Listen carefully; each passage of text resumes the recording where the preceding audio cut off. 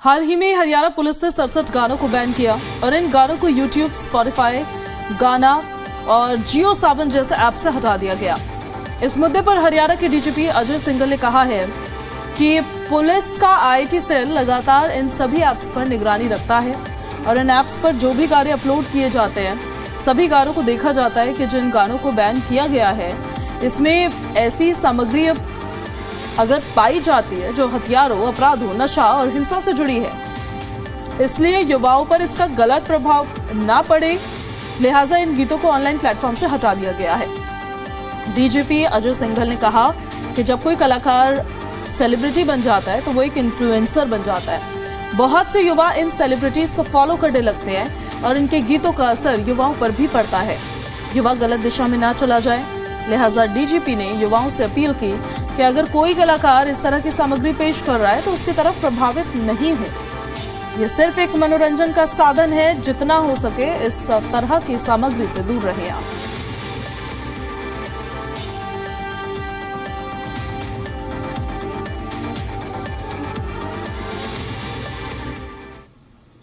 गत वर्ष 2025 में हरियाणा पुलिस की आईटी डिपार्टमेंट ने एक संयुक्त कार्रवाई करते हुए 67 हिंसा व गैंगस्टर संस्कृति को बढ़ावा देने वाले गानों को डिजिटल प्लेटफॉर्म से हटाया है।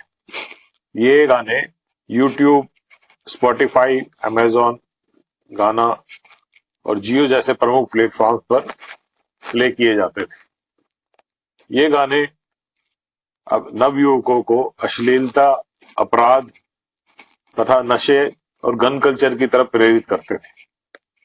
तो as a part of social policing, Haryana police सारे ये डिजिटल प्लेटफॉर्म की मॉनिटरिंग कर रही है और जो भी इस टाइप का कंटेंट हमारे डिजिटल प्लेटफॉर्म पे डालता है तो उसको हम रेगुलर मॉनिटरिंग करते हैं।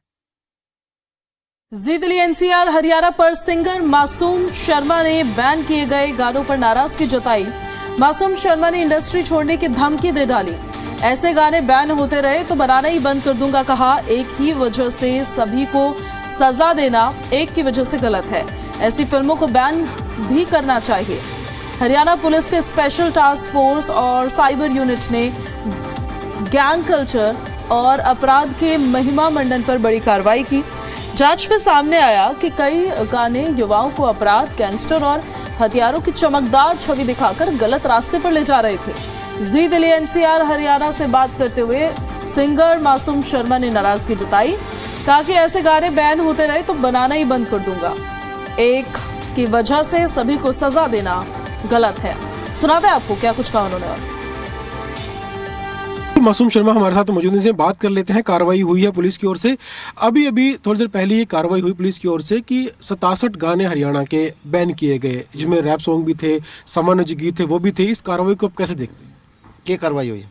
67 गाने जो बैन किए गए हैं हरियाणा पुलिस की ओर से। और कर दिए, बहुत बढ़िया, करे रहो कर दो सत्यानाश। इंडस्ट्री एक मतलब अपना स्वरूप ले रही है। फिलहाल हरियाणवी म्यूज़िक इंडस्ट्री का डंका पूरी दुनिया में बजने लग रहा है और इस टाइम पे ऐसे छेड़खानी जो करने लग रहे हैं तो बहुत गलत है। क्योंकि पुलिस का यही कहना है कि जिन गानों में गन कल्चर को प्रमोट किया जा रहा है, गैंगस्टर का महिमंडन किया जा रहा है या नशे को प्रमोट किया जा रहा है, तो ऐसे गाने युवाओं तक ना पहुँचे, यही कारण है कि इनको बैन किया जा रहा है। तो फिल्मों को भी बैन करो ना। ऐसी ऐसी फिल्में आती हैं जिसमें 5-5 हज़ार आदमी मार दिए जाएं, उनसे नहीं होता। फिल्मों को भी बैन करो।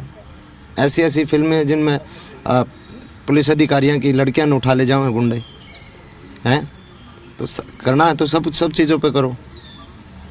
एक छोटी सी म्यूज़िक इंडस्ट्री इतना जीरो से उठ के हीरो बनी है, अब फिलहाल इस टाइम पे उसके साथ ऐसी छेड़छाड़ करने लग रहे हो, ये तो सरासर एक वो हो गया ना। तो जो ये इस तरह गीत आते हैं, आपको क्या लगता है कि इन गीतों से भी बचा जा सकता है, इनके बिना भी म्यूजिक बन सकता है, या जो ये गीत हैं जिन पर आरोप लगता है, आप पे भी गाने पहले बैन हुए थे इन आरोपों के चलते? इंडस्ट्री है ना, इंडस्ट्री में हर तरीके की चीज़ें आती हैं। रस भाव जो है ना, रोने तक के भी होते हैं, प्यार के भी होते हैं, वीर रस के भी होते हैं, हर तरीके के होते हैं। ठीक है, वो अपने अपने भाव के हिसाब से सुनने वाले होते हैं, और जो डिमांड एंड सप्लाई का गेम है ये, ठीक है। जो लोग सुनना चाहते हैं, जो लोग, वो कलाकार देते हैं, ठीक है। मैंने शिव तांडव भी गा रखा है, समझे, उस पर 1 मिलियन व्यू भी नहीं हुए आज तक, ठीक है। मैंने और सामाजिक गाने भी बहुत गा रखे हैं, और हर कलाकार करता है बैलेंस चीज़ों को, लेकिन वो नहीं सुने जाते। अब सोसाइटी जो सुनना चाहती है वही अब बिजनेस है ना। अभी एक कंट्रोवर्सी भी हुई थी, नोनीवाला का एक रैप आया था, उसको लेकर भी काफ़ी कंट्रोवर्सी हुई थी कि वो धर्म को लेकर जो है गलत बातें बोली गई रैप के, वो उसमें भी और इस तरह आरोप लगे थे। उसमें देखो, उसने बात बोलने का तरीका थोड़ा सा गलत था उसका। वो बाबा के आगे पाखंडी लगा देंदा, जो पाखंडी हैं, जो वाकई में गलत काम करते हैं, उनके खिलाफ बोल लेंदा। उसने क्या करा, वो गलती छोटी सी उसकी ये रहेगी कि सबको लपेट दिया। अब सब तो बुरे नहीं है ना, एक सारे पत्रकार बुरे हैं नहीं है ना, अच्छे भी होते हैं। सारे कलाकार बुरे नहीं होते, सारे अच्छे भी हुए हैं। सारी सरकार बुरी नहीं होती, अच्छी भी हुआ है। हर चीज़ में जो है अच्छाई बुराई, अच्छे बुरे लोग होते हैं। तो इसी प्रकार से वो थोड़ी सी छोटी सी मिस्टेक है, बाकी अगर वो उसके ऊपर है, उसके भाव के ऊपर हो के बोलना चाहो तो। आपके भी जब गाने बैन हुए थे कुछ एक, तब आपने काफ़ी आवाज़ उठाई थी उन बातों को लेकर कि वो गलत बैन किए गए हैं, या कई तरह की साजिश की बात आपने की थी, सरकार के सामने बात रखी थी। कुछ हुआ उन गानों का वो बहाल हो पाए, या स्थिति वैसी बनी हुई है इस समय इस तरह गानों को लेकर? अब आपने नहीं तो बताया 67 और उड़ा दिए, स्थिति आपने पता ही है, मेरे मुंह तक क्यों को सारी बात। तो लेकिन ये इस तरह के गाने हैं, अगर सरकार चाहती है कि वो ना बने, तो उसमें क्या समस्या है कि अगर ना बनाए, गन कल्चर के या नशे के जुड़े शराब की बोतलें गानों में ना दिखाएं, तो उसमें क्या? ऊपर से शुरू करो ना, मुंबई से शुरू करो, इंडस्ट्री से शुरू करो, कानून लेके आओ, हमें कोई दिक्कत नहीं है, हम साथ हैं सरकार के। ऊपर से शुरू करो। अब यहाँ से नीचे से कोई चीज़ थोड़ी मतलब एक छोटी सी म्यूज़िक इंडस्ट्री के साथ छेड़छाड़ करके, आप भोजपुरी इंडस्ट्री देख लो, पंजाब की 15 साल पहले हरियाणा के सुना करता, पंजाब के गाने तो सुना करता, फिर सुनने लग जाओगे। ऑडियंस को तो सुनने को मिल रहा है ना, बस फिर नुकसान किसका है? इंडस्ट्री का और कलाकारों का। ऐसे आरोप तो पंजाबी गानों पर भी लगते हैं कि ऐसे गाने पंजाब में भी ऐसे गाने बन रहे हैं, आरोप तो तब भी लगते हैं, वहाँ भी लगते हैं। शायद बैन की कार्रवाई शायद वहाँ पे इतनी ना देखी गई हो। अब यार क्या ही बताएं मैं जो भी चल रहा है ठीक चल रहा है, क्या बताएं। आपके कोई नए गाने आ रहे हैं इस समय? कौन कौन से गाने आ रहे हैं? आपके बारे में बात करें। नुए उड़ाए गए तो बंदे कर देंगे कि मैं और काम धंधा देखा है भी कुछ और देखा है। चलते चलते एक आपका गाना अगर आप गुनगुनाना चाहें, त्योहार का भी दिन है, कोई एक गाना अगर आप गुनगुना के सुना सकें। रे पढ़ले रामायण का सार दिया था, रावण तीरथ मार यार तू, परसोत्तम श्री राम बता के पिस्टल ले रहे थे, तने ल्या फिर दुआ दू याद बना गे जिंदगी वो बर्बाद, जो कर गे बिन असले अड़बाद, इसे भी लोग बतेरे थे। ठीक है, बहुत खूबसूरत, बहुत सुंदर। तो ये थे हरियाणा के मशहूर सिंगर मासूम शर्मा, जिन्होंने उस मुद्दे पर राय रखी जो इस समय हरियाणवी इंडस्ट्री में चल रहा है कि जो गाने बैन किए जा रहे हैं, और काफ़ी निराशा व्यक्त की है इस तरह की जो कार्रवाई की गई है उसके ऊपर की गई। और कहा गया मासूम शर्मा की ओर से कि अगर इस तरह कार्रवाई करनी है तो ऊपर शुरू किया जाए। बॉलीवुड में इस तरह के गाने बनते हैं, फिल्में बनती हैं, पंजाब में इस तरह के बनते हैं, तो हरियाणा के कलाकारों पर कार्रवाई नहीं होनी चाहिए। हरियाणा की जो इंडस्ट्री है वो धीरे धीरे आगे बढ़ रही है। तो कहीं निराशा जरूर व्यक्त की गई है, लेकिन जो पुलिस की ओर से जो कहा गया है कि जो भी गीत हैं जो युवाओं को इस तरह से गलत तरीके से प्रभावित करने की कोशिश करेंगे उनको बैन करना जरूरी है। तो पुलिस भी अपनी कार्रवाई हालांकि कर रही है, लेकिन हरियाणवी कलाकारों की ओर से निराशा इस बारे में व्यक्त की जा रही है।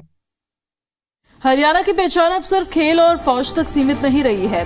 हरियाणा म्यूजिक इंडस्ट्री भी तेजी से आगे बढ़ रही है और हरियाणा के जाने माने कलाकार वीर साहू ने जी मीडिया से खास बातचीत में कहा कि हरियाणवी गीतों को न सिर्फ राज्य में बल्कि देश के दूसरे हिस्सों में भी खूब पसंद किया जाता है। उन्होंने कहा कि पहले हरियाणा को आर्मी और खिलाड़ियों की वजह से जाना जाता था, लेकिन अब संगीत के जरिए हरियाणा की एक नई पहचान बन रही है।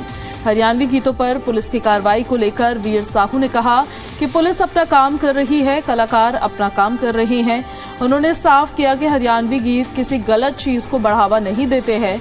सरकार जो सही समझती है वही फैसला लेती है।